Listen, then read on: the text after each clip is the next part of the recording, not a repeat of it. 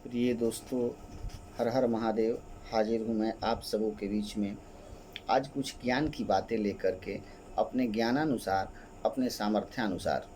आज का विषय है त्रिपिंडी श्राद्ध के बारे में।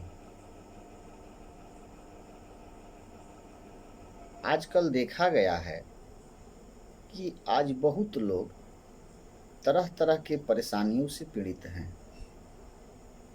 चाहे कितना भी किसी के पास धन हो, संपत्ति हो, लेकिन वह व्यक्ति किसी न किसी कारणवश उसको परेशानी लगी ही रहती है। किसी के यहाँ असाध्य रोग है, किसी के साथ विवाद है, किसी के पास कुछ समस्या है, किसी के पास पुत्र जन्म का समस्या है, किसी के पास मांगलिक वैवाहिक योग का समस्या है। हर व्यक्ति के पास कुछ न कुछ समस्या है और वह परेशान रहता है। बात यह है कि त्रिपिंडी श्राद्ध क्या है,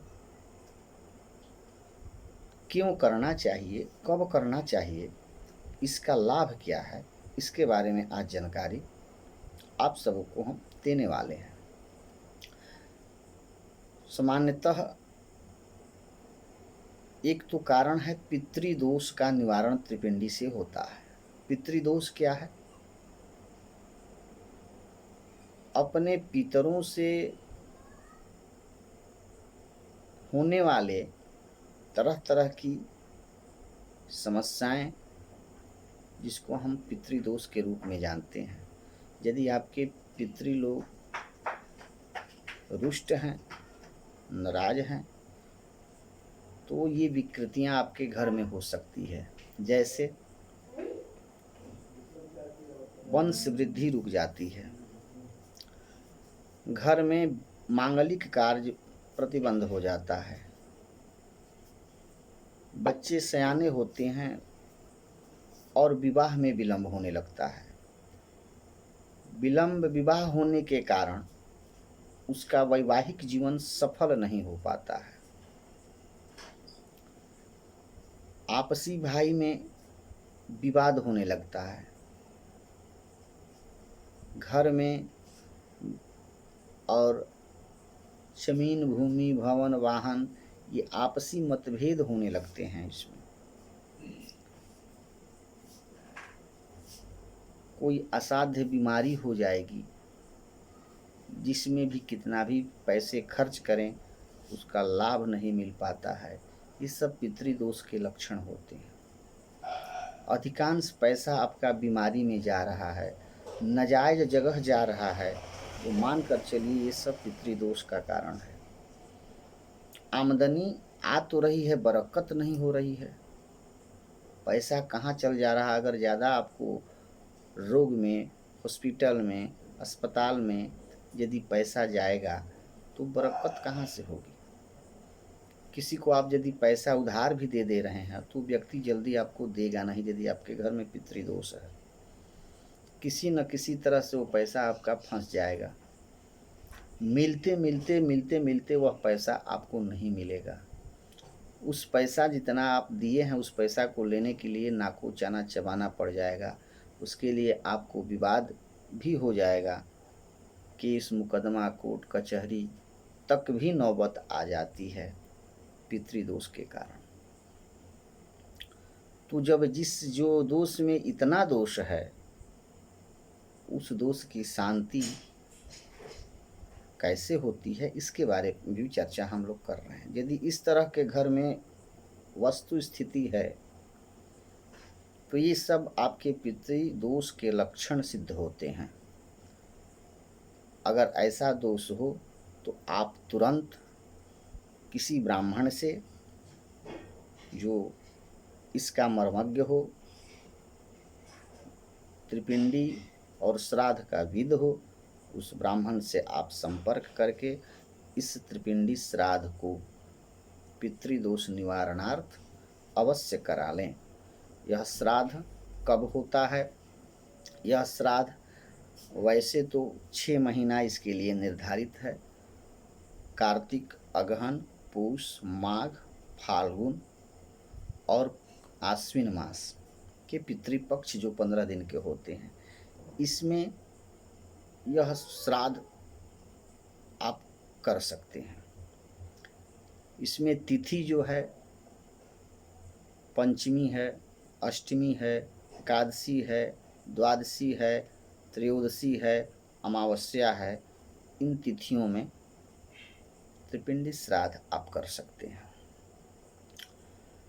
विशेष करके तो ऐसा शास्त्र में बताया गया है कि काशी के पिशाच मोचन क्षेत्र जो है विमल तीर्थ, उस पिशाच मोचन में इस त्रिपिंडी श्राद्ध को करें।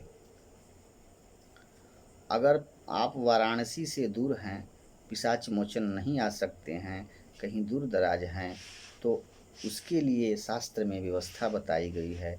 किसी नदी पे जो पवित्र सिद्ध नदियाँ हों, जैसे गंगा हो, यमुना हो, सरस्वती हो, अलकनंदा हो, नर्मदा हो, ये सब जो सिद्ध नदियाँ हैं, पुराणों में जिसका वर्णन है, इस नदी के तट पे अगर ये न बोलें तो फिर किसी जलाशय या किसी छोटी नदी भी हो, जहाँ पीपल का वृक्ष हो, तुलसी का वृक्ष हो, या कोई तीर्थ स्थल हो, मंदिर हो, वहाँ भी इस त्रिपिंडी श्राद्ध को आप कर सकते हैं।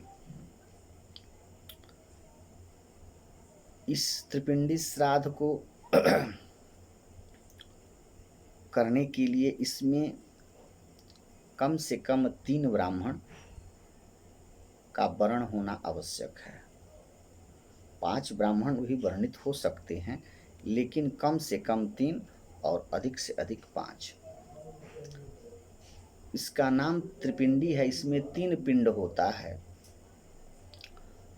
पहला पिंड विष्णु के लिए, जो कि जौ का आटा का होता है, विष्णु भगवान का वह पिंड दिया जाता है। दूसरा पिंड ब्रह्मा के लिए, जो कि चावल का चूर्ण का पिंड होता है। तीसरा पिंड तिल का होता है, जो कि रुद्र के लिए होता है। गरुड़ पुराण में ऐसा वर्णन है कि वर्ण जो है प्रेतों का तीन होता है। 3 तरह के प्रेत होते हैं, सात्विक, राजस, तामस। सात्विक प्रेत जो होते हैं उसके देवता जो होते हैं प्रधान, वह विष्णु होते हैं। राजस जो प्रेत होते हैं उसके प्रधान देवता ब्रह्मा जी को माना गया है, और तामस जो प्रेत होते हैं उनके प्रधान देवता भगवान रुद्र को माना गया है। इसलिए यह त्रिपिंडी श्राद्ध इसको किया जाता है। 3 देवता इसमें होते हैं, ब्रह्मा, विष्णु और रुद्र। 3 तरह का प्रेत, 3 तरह का पिंड होता है, जौ का, चावल का और तिल का, काली तिल का पिंड ये होता है। इसमें 3 ब्राह्मण होते हैं, 3 पिंड होता है, 3 तरह का देवता होते हैं, 3 वर्ण इनका होता है, सफ़ेद वर्ण, रक्त वर्ण और कृष्ण वर्ण होता है।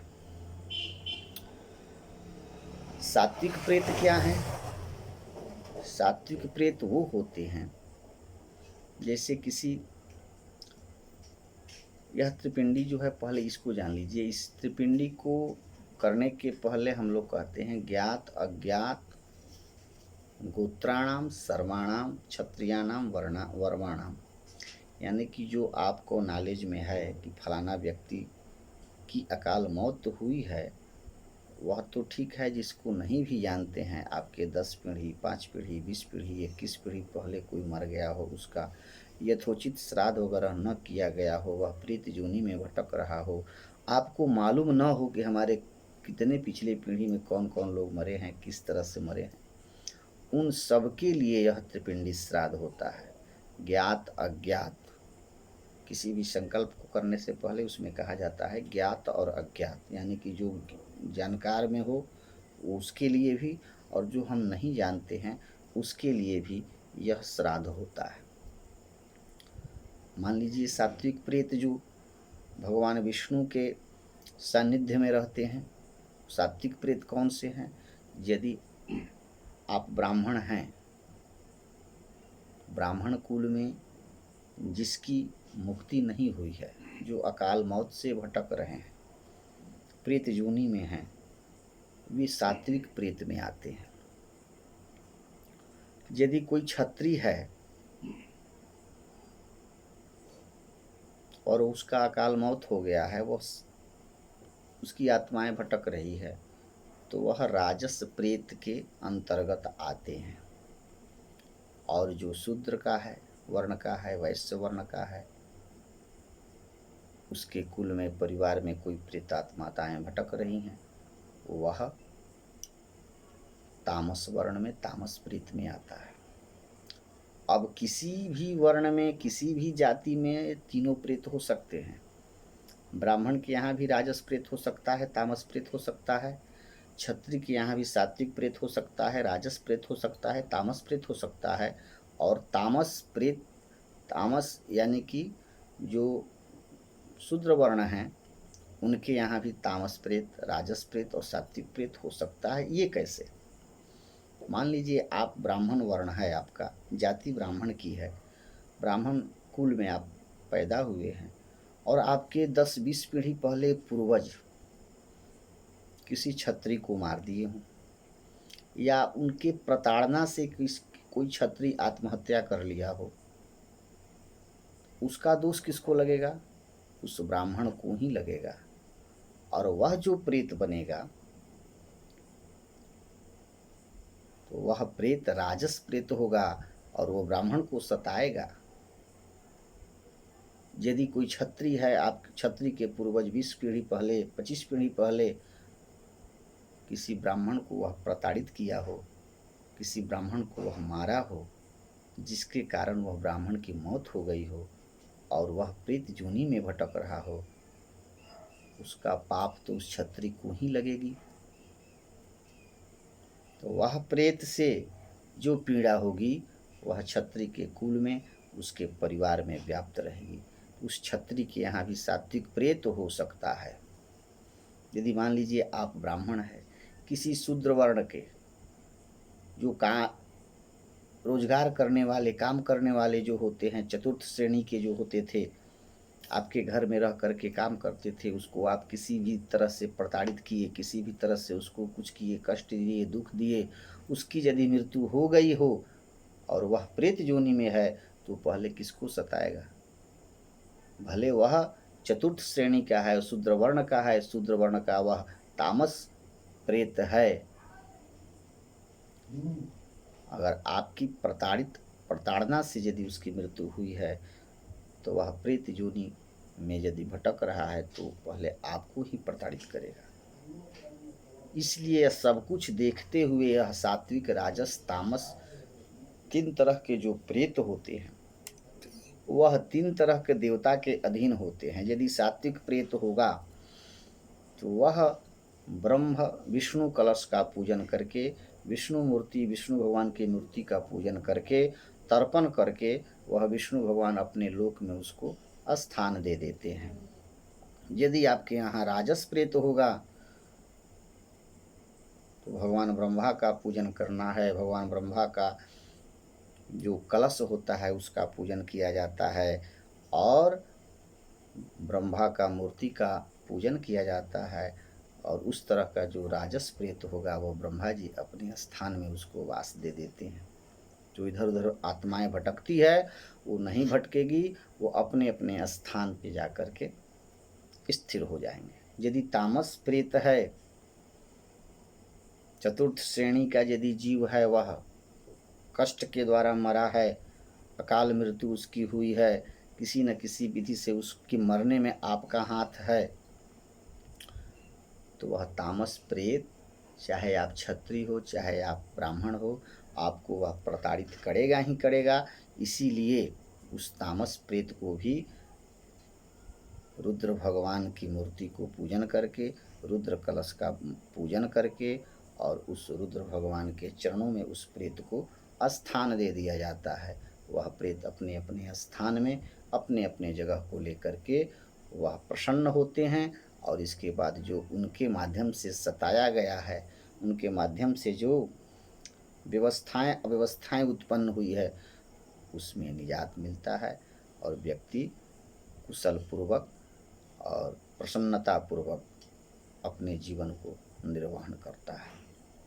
यह त्रिपिंडी का शुद्ध सात्विक पौराणिक विश्लेषण है, इसीलिए हम लोग त्रिपिंडी श्राद्ध करते हैं। यह त्रिपिंडी श्राद्ध जैसे दवा में एंटीबायोटिक दवा होती है, वैसे यह हर कार्य के लिए, हर समस्याओं का यह समाधान त्रिपिंडी श्राद्ध होता है। और काशी में पिशाच मोचन विमल तीर्थ में तो वह तीर्थ इतना सिद्ध है, तीर्थ इतना सिद्ध है कि वहाँ केवल जा कर के आप 2 घंटा इस कार्य को 3 घंटा में करा ले रहे हैं। वहाँ जाने का ही बहुत बड़ा महत्व है, कार्य कराने को तो छोड़ दीजिए। तीर्थ में हम लोग क्यों जाते हैं? तीर्थ में इसीलिए जाते हैं कि वह तीर्थ व्यक्ति को जाने से इतना सिद्ध हो जाता है, इतना वहाँ पॉजिटिव एनर्जी हो जाती है कि निगेटिव एनर्जी वाले जैसे ही वहाँ जाते हैं, उनके पास जो निगेटिव एनर्जी है पहले ही दूर हो जाती है और वह पॉजिटिव हो जाते हैं। इसीलिए हम लोग बहुत दूर दूर तक तीर्थ करने जाते हैं, गंगा स्नान करने जाते हैं। गंगा में ही क्यों स्नान करते हैं? इसलिए कि वह इतने लोग उसमें जा कर के स्नान कर चुके हैं, साधु संत तपस्वी गृहस्थ, कि वह जगह सिद्ध हो जाती है। और जब वहाँ असिद्ध व्यक्ति जाता है तो वहाँ भी उसको कुछ पॉजिटिव एनर्जी मिलती है और वह शुद्ध हो जाता है। यह त्रिपिंडी श्राद्ध सभी को करना चाहिए। ये जरूरी नहीं कि जिसके यहाँ अकाल मौत हुई है वहीं करे, जो जानता है वो तो करे ही करे। जो नहीं जानता है कि हमारे पूर्वज में क्या हुआ है पहले 20 साल 50 साल 100 साल 200 साल पहले हमारे कुल खानदान में कौन सी घटना घटी है, कैसी घटना घटी है, यदि आप कुशल चाहते हैं, यदि अपने कार्य पे अग्रसर बढ़ना चाहते हैं, दिन दूनी रात चौगुनी तरक्की करना चाहते हैं, कोई बड़ा बड़ा रोग व्याधि न हो उससे बचना चाहते हैं, बरकत प्राप्त करना चाहते हैं, तरक्की प्राप्त करना चाहते हैं, रोजगार प्राप्त करना चाहते हैं, बिजनेस चलाना चाहते हैं, तो आप इस त्रिपिंडी को अवश्य करें। एक बार नहीं बार बार करें। अगर आपको एक बार करने से लाभ मिलेगा तो उसको 100 बार करें, लेकिन अवश्य करें। यह त्रिपिंडी दवा में एंटीबायोटिक है, यह सब रोग में काम आने वाला है, इसका कोई साइड इफेक्ट नहीं है। इसी बात के साथ में आज सब को हर हर महादेव। अगले वीडियो में मैं और कुछ ज्ञान की बातें लेकर के आप सबों के बीच में मैं उपस्थित रहूँगा। तब तक के लिए हर हर महादेव। और इस वीडियो को लाइक शेयर करना आप न भूलें और जितना हो सके शेयर करें और दूसरों से भी करवाएं और इस चैनल को सब्सक्राइब अवश्य करें। हर हर महादेव।